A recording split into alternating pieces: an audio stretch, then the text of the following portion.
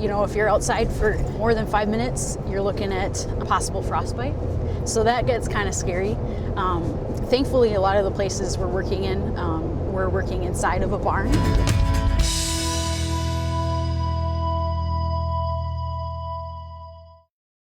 It takes more calories for animals to function out in cold like this. And that's probably the biggest challenge I face. Younger animals are smaller.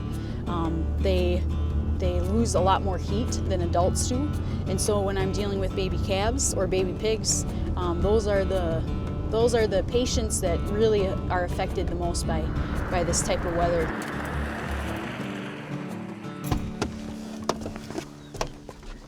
Hey, Matt. Hey, good morning. How are you today? I'm good. Good. Thanks for having me out. You bet. Calves are like babies. They need to be sheltered. They need to stay warm. And they also need to be checked on. And here it provides a very easy way for farm staff and veterinarians to walk through on a regular basis. We can check on them at least twice a day, if not usually 3 more. or 4. Yeah. Usually more. Well, the first thing I look at when I walk into a pen of calves is I see how bright they are. Their ears should be perked up. This calf is very interested in its environment, and that's really important. You can see how bright-eyed it is as well. Calves are snugglers, that's for sure. I always listen to their heart and lungs and make sure things are going okay there. Hey, that's my hair. Here in Minnesota, one of the big complications that we see is exposure because it's so cold. So having an indoor environment where it's warm, lots of warm bedding, lots of calories available for them to keep everybody warm in these Minnesota winters. That's right. We try to carry tools along with us that keeps us warm. I cannot talk about how important that is to come inside and warm up, and you just crank the heat, and by the time you get to your next place, chances are you're nice and toasty again. Hey, Chuck. All right, so we're gonna look through some pigs today. Yep. Awesome, well, let's go take a look at them. So a little bit of a cough here. A little bit of a cough, I guess, with the weather that we've been having. We were, 30 below on Monday? Yeah, And we were talking about that this morning. It is just so stinking cold out. yes. Yeah. If pigs are really struggling to stay warm, one of the behaviors that they show is they'll actually stack on top and lay on top of each other. And this barn looks great.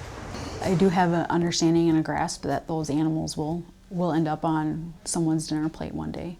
But to me, that's all the more reason why I need to be involved, because I need to ensure that that animal has good welfare throughout its entire life.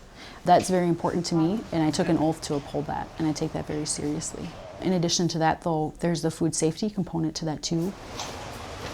This guy looks pretty good, huh? Yes, he's a good, healthy pig, good and active.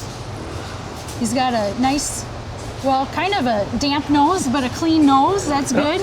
And we can see how his back, he's got a lot of flesh covering his back, which is always good. And no backbone showing. The skin is really healthy. That's important in pigs. And his rear end is dry. And he really likes to be petted too, which is always great. You have my phone number. I have your phone number. So we should be all set. Sounds great. All right. Thanks Thank so you. much. Have a good day. You too. Thanks.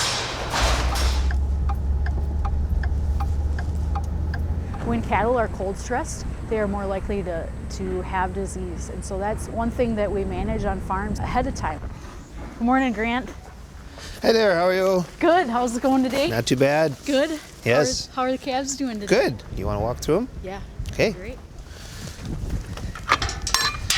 They got that little cough, especially as we get them going in the morning. That's normal. Yeah. We also look at the condition of the pens. So we want a nice, dry, clean environment. Calves like to nestle down and stay warm that way. The other way we keep them warm is by increasing the energy in their diets. And so when a calf eats a mouthful of feed, it actually ferments and creates heat inside of them. Give me 20 degrees too cold or 20 degrees too warm any day.